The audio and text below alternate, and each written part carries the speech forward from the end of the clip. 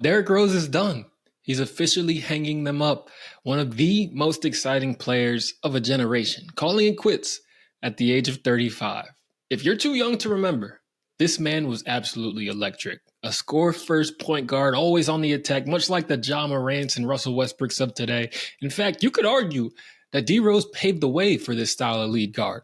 But the real question now is, has he done enough to earn that spot in the Hall of Fame?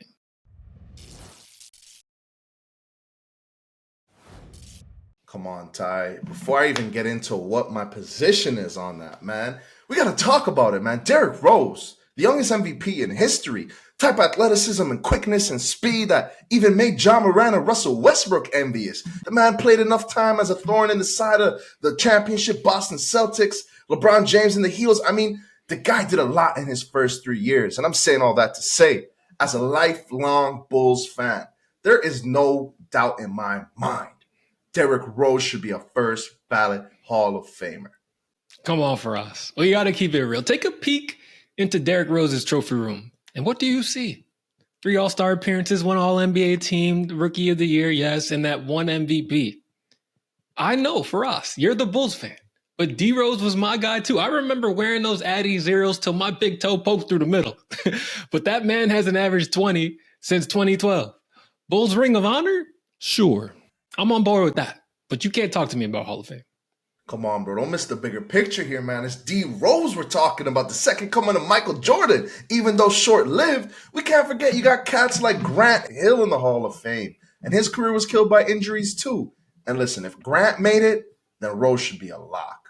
All right, D Rose's impact on the game in just his first 3 years alone is enough to start the conversation, if not complete it, about a Hall of Fame resume type. Look, bro. I love D Rose as much as the next guy. But his run at the top was a flash in the pan. 3 good years and poof, it was over. The Hall is supposed to mean something. We're not lowering this already low bar. Don't talk to me about Grant Hill. If it was up to me, he wouldn't be in the Hall either. I didn't even want to go here.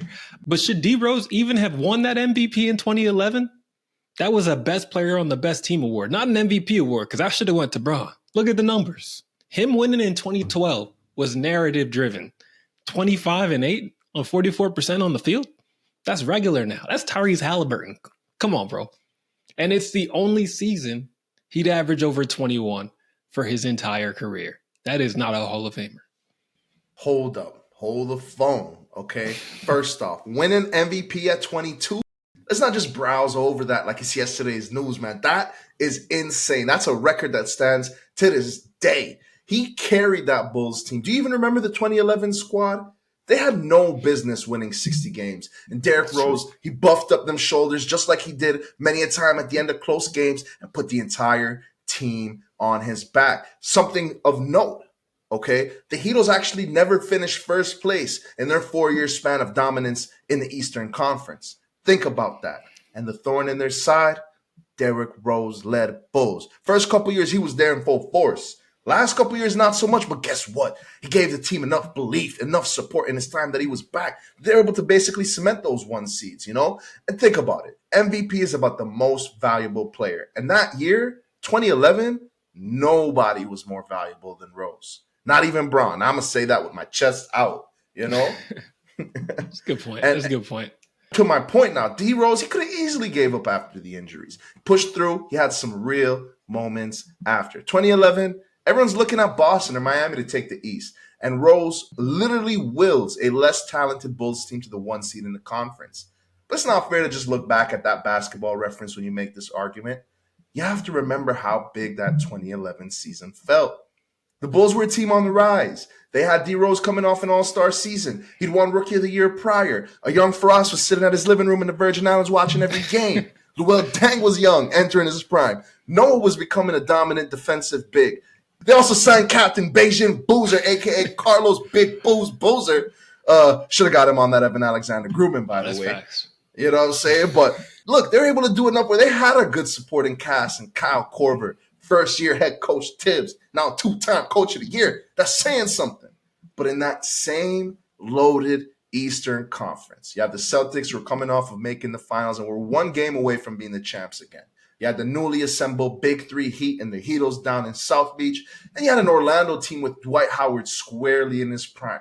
The Bulls were only projected to finish fourth in the conference, okay? But it wasn't just that day after a slow start of 9-8, climbed to the top of the East game by game. It was D Rose's big moments along the way. It feels like 90% of the career montage from Rose came in this 2010-11 season.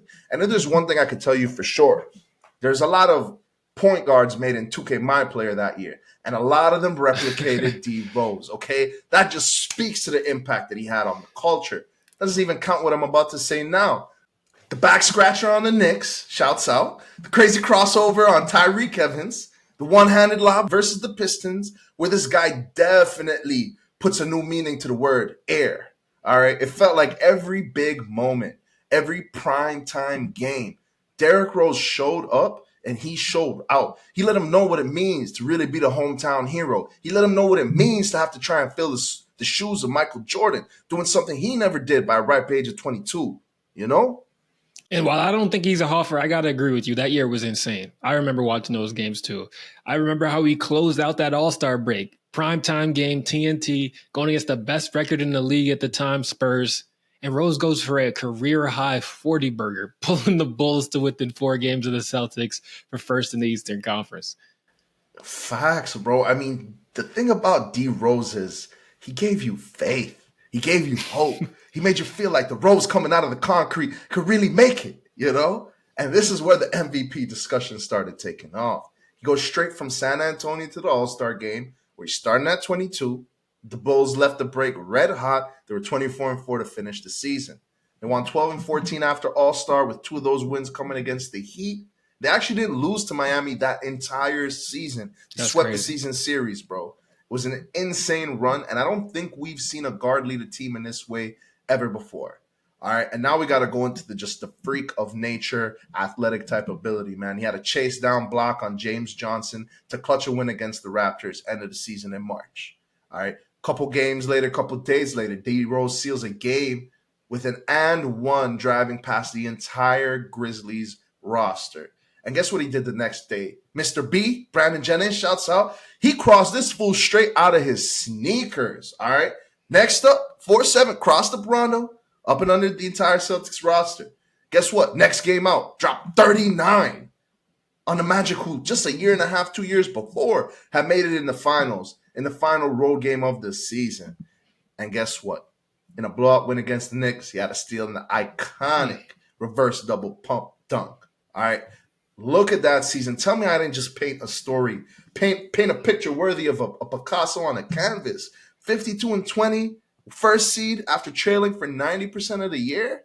Bro, it's his dominance that year that continued right into the playoffs. They played the Pacers, a hot Paul George in game 1, 39 points, game 2, 36 points. Made mincemeat of these guys. All right, next year these guys made it to the Eastern Conference Finals. They won the first round in 5 games. Second round, they had the Hawks and actually lost game 1. But game 2, which was actually the day that he got his MVP, everything changed. 44-point game 3, 34-10 game 4, 33-10 game 5. Did somebody say double-double with a side of fries? That's the D Rose that I remember. This is the Hall of Famer that I'm vouching for. And eventually they win the series in 6. They advance to the conference finals, and they get there for the first time since MJ was down in the red and black. That was beautiful, bro. But don't stop there. Don't leave the people hanging there. What happened in Miami? 2.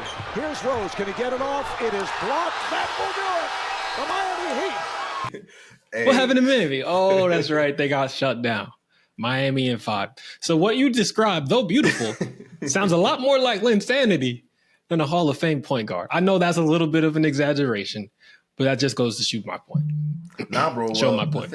I don't remember those Eastern Conference games too well. You know, something about it slipped in my memory, you know. But now, all jokes aside, bro, MVP at 22 is still crazy. And granted, he got injured. You know what I'm saying? He wasn't able to carry the torch all the way to the promised land. And maybe even facing that Heat team gave him a little bit of an out. But we can't forget what he did. All right, at 22, an MVP is insane. We know basketball is an old man's game. And I don't know the next time we're going to see this. Maybe Wemby, maybe. But think about who we're even comparing D Rose to, or Wemby to, I should say. Yeah. But let's look at the stats since that day. Since the Heatles got to him, since 2012, the man hasn't averaged over 20 points. Are we really going to give a Hall of Fame spot to a guy who hasn't been at the top of his game for over a decade? Derrick Rose, after the injury, has had some more, like his career, flash-in-the-pan moments. But the Hall is about sustained greatness, not glimpses of it. That's where you're wrong, brother. Story doesn't end after the injuries, all right? He adapted. Y'all remember the 50-point game at home. D Rose coming back from injury. Ty, I don't know about you, whether you watched the game live or not. You saw those highlights.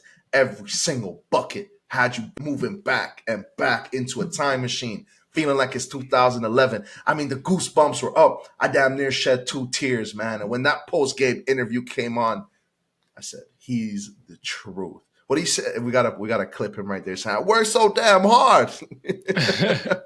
Yeah, we'll You know, listen, man, it's not just the rise, but it's the grace with the fall that makes it ever so much a great story. It's the comeback. It's the perseverance is all that matters. The Hall of Fame isn't just about the stats, brother. It's about the journey too, man. And you make a solid point. I was moved just like anyone else. I wasn't like Jeff T crying on the bench, but I felt some. But let me ask you this, Firas. How good is the journey when the best part comes in the first chapter? Reality is D Rose will be the first MVP to not make the Hall. And it makes sense that he also happened to be the youngest to ever win the MVP award. When you shoot out the pan like that, when you come out the gate so fast, it's hard to keep that legacy going. Rose's injuries, no doubt, derailed his career. He never had another All-Star season, but how can you be a Hall of Famer when you've missed so many games and never stayed at that elite level? You bring up a good point, man. Someone that's coming to mind. Maybe I shouldn't even give you that assistance, but it's a parade inside my city. Ja Morant. I mean, the guy legit, like you say, he just jumped straight out the frying pan in his second year. You know what I mean? The guy was looking like the truth. Between injuries and behavior, you know, he's kind of looking a little bit like D Rose. But this is where the difference is. D Rose was built different. Mentally, the dude was a dog, and he adapted. Okay, he said, you know what? I don't got the knees like I did at 22, but I got the IQ. All right, he reinvented his game later in his career, even averaging 18 points per game at one point. 2 bum knees, all right? But during this time with Minnesota and Detroit is where he really was able to refine himself. Ultimately, let's not forget, the Hall is about impact, okay, not just longevity. I don't think there's another player alive who could get so many kids wearing those ankle breaker Addy Zero D Roses like D Rose did. I think you got to give him some credit for that at least, okay? No, it's a good point, but look at the other Hall of Famer guys. You know what I'm saying? Steve Nash, Chris Paul. They had long, successful, consistent careers. Derrick Rose, and it's sad to say, was a bench player for longer than he was a starter. He was a role player for longer than he was a star. 3 All-Star appearances, that's it. The peak for peak argument is one I'll lose, because that 2011 season was magical. But is it going to be enough? I just don't think so. Hey, bro, you bring up some seriously valid points, especially bringing up guys like that. I mean, Steve Nash was 2 MVPs. The difference is, Steve Nash, he was never the most dominant player on his team. He wasn't leading his team in multiple stats a game per night. You never even looked at him as he was a dog. You know what I mean? Yeah, we could argue that was the best player on the best team. But even then, at that stage, you could say Amari Stoudemire was doing a better job. We all know those Steve Nash MVPs got an asterisk next to him.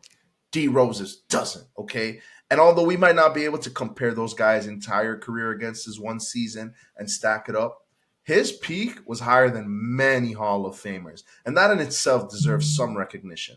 Not every Hall of Famer needs to have a 15-year prime. But listen, what D Rose was able to do in 3, a lot of people couldn't do in a lifetime. And that's facts. A 6'2" guard doing what he was doing, the way he finished amongst the trees. Everyone talks about Kyrie's layup package. D Rose deserves some love too. But look at this. When you talk about Derrick Rose's career, the story you think of isn't 2011. It's a story of what ifs. At the end of the day, man, I'm Team Hall of Fame isn't too easy to get into. So while D Rose still may get in, it's not going to be on the first try, not going to be on the second try. We'll see.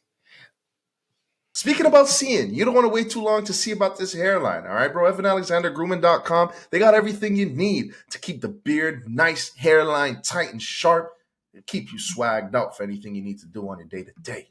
Ty, why don't you let them know a little bit more? Hey, make sure you guys are plugging in that promo code hoop_plug_ for that smooth 15% off at checkout. As always, guys, appreciate y'all rocking with us. Hope you enjoyed the episode. And as always, put some flavor in your ear.